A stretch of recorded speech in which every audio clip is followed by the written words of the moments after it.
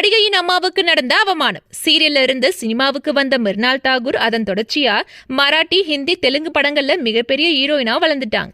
அந்த வகையில அவருக்கு சரியான அடையாளம் கொடுத்தது சீதாராமன் படம் தான். மேலும் ஹாய் நானா படமும் ரசிகர்கள் மத்தியில கவனம் பெற்றுச்சு.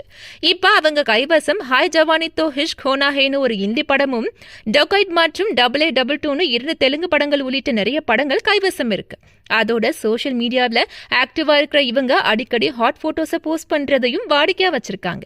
அந்த வகையில தென்னிந்திய சினிமா மட்டுமில்லாம பாலிவுட்லயும் வாண்டட் ஹீரோயினா இருக்கிற மிர்னால் தாகூர் தன்னோட அம்மாவுக்கு நடந்த அவமானத்தை பத்தி ஷேர் பண்ணிருக்காங்க. அவங்க ஒரு இன்டர்வியூல பேசும்போது, என் சொந்தக்காரங்க அவங்க கார்ல என்னோட அம்மாவை ஏத்த மறுத்தாங்க. அன்னைக்கு நான் முடிவு செய்தேன் சொந்தமா கார் வாங்கணும்னு.